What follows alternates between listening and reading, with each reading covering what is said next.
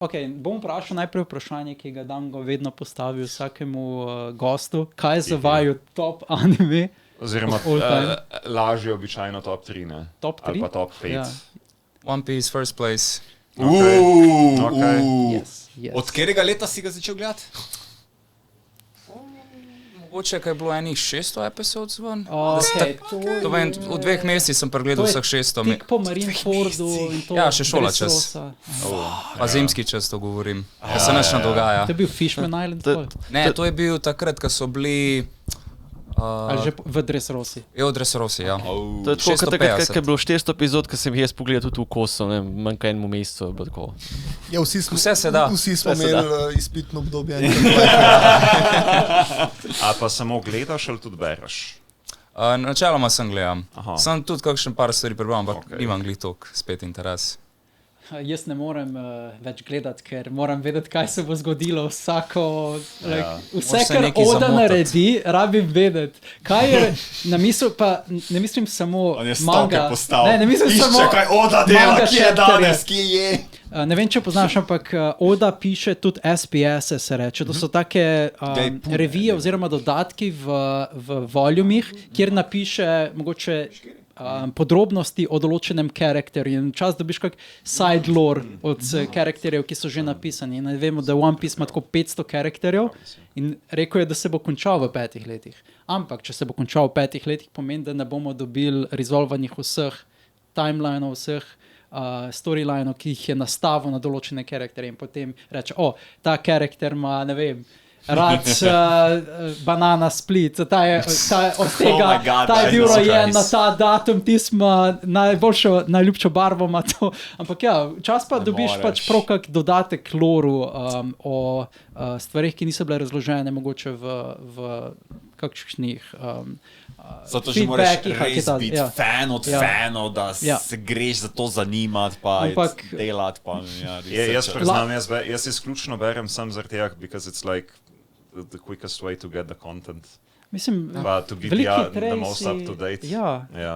Veliki hitreji čez mango, kot pa čez anime. Ampak je spet drug feeling, ko bereš mango, pa gledaš istočasno. Feeling je pa jači. So pa tudi kakšne razlike, kakor je. Mislim, pacing je precej drugačen. V animeju je dost raztegnjenih, ampak je pa po drugi strani... Muzika je potem, ko ti dodati ste občutke. Glasba, voice-over pa režija veliko dodajo k celotni izkušnji lahko. Zdaj to je animation je začel dodajati nekaj zelo dobrih režiserjev.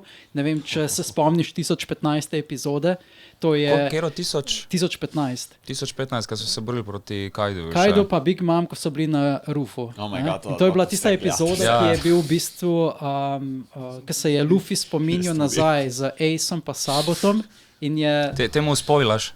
Spoiler alert. Sem rekel, da je to. Ne samo, da je... Veš, da se boš, takrat, ko se bo končal, boš bil, veš kaj, mogoče pa je zdaj čas. Ko boš bil 80 star. On je vstal kje že Big Mom? Ja, jaz sem neki na srednji Big Mom. Oh my god, je še tako dalje, če sem prišel, se ravno Dressrosa dokončal. Ok, Kajlen pa. To bom samo rekel v tej epizodi, ne samo, da je ena najbolj režiranih in animiranih epizod One Piece, ampak tako vsega animeja.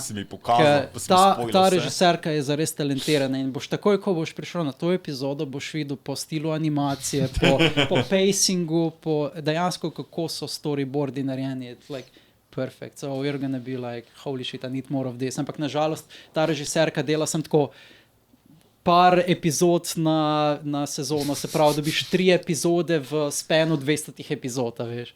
Ampak ti pa ostane tako res v spominu. Ok, One Piece, number 1. Second, My Hero Academia. Zelo shonen-centric, right? Zelo shonen-centric. Pač pa je cool.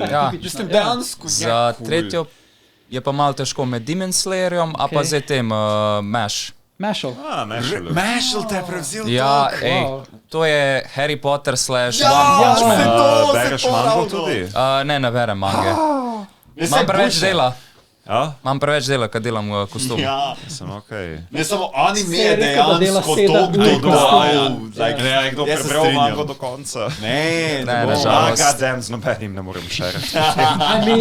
Mešel se je res potrudil za animacije, pa dobro Čise so openinge so dali, so it's really... Smešnje. Preveč je smešno, ampak definitivno priporočam vsem. Najbolj mi je komedija, ker v mangi prav vidiš, kak avtor piše, da ne ve, če je to uspešnica, kako lahko ljudje to berete, vsakič se zahvali za vsaki chapter, da hvala, da berete in ne morem verjeti, da je tako uspešno zapostalo to. Res? Zate top 3? Zdaj se težko rečem, ker nisem nikoli toliko se vrgel nek anime. Edini anime, ki sem ga res tako konkretno, religiozno pogledal, je bil pač One Piece. Okay. Kjer se te pa dotaknil duše? Veš tisto, da si potem naslednji dan samo razmišljal o njemu, da si se jokal, ker je bil taki lepi ending. To je tisto, kaj te prevzame. One Piece je tudi tak anime. Sej ima, veliko ima momentov. Preveč takih hitov, kad te kar zadane. Boku no Hero, tu je že prva epizoda Boku no Hero, tako mu pove, da je lahko heroj, ko nima powerja, sem se jokal in je bilo like, wow, tako hitro si me prevzel, kak. Ja, drugače pa mene tako ful mene potegnijo, tako sem pač marsi kaj pogledal, sem nikoli mi ni... My Hero Academia sem pogledal. Ker nočeš dati samega sebe noter, ker se upiraš. Demon Slayerja sem pogledal, pa Demon Slayer bil kar v redu. Ful v redu. Ne vem, kaj je mene... I'm gonna get ne, drugače, kaj je mene najbolj, tako da mi je res potegnilo, kje sem začel anime gledati, bil pač Studio Ghibli stuff in to še zmeraj rekel, da mi je pač top zadeve. Si se rekel, izhaja tudi tvoja persona iz... Kater ti je potem od Ghiblija najbolj všeč? Spirited Away Spirited Away je top, Howl je top, drugače mi je... Res ena takih top, pa mogoče ni to, kar prišetiti, je Nausicaa, Valley of the Wind. To je prvi Ghibli. Ja. Bo šel gledat tega ta novega, zdaj, ko bo v slovenskih kinih. Fant in Čaplja. Boy and the Heron. To je Ghibli movie, ki je dobil Oscarja letos. Mislim, problem je, da tako ful nimam cajta, da bi se dejansko lotil gledati stvari, tako da verjetno ga bom dal na nek to-do list in pogledal enkrat. V kinu, gledaj, to je bolj tisti razlog, da moreš gledati. To je tisto kot... Mogoče me zvleče, sanji v kinu.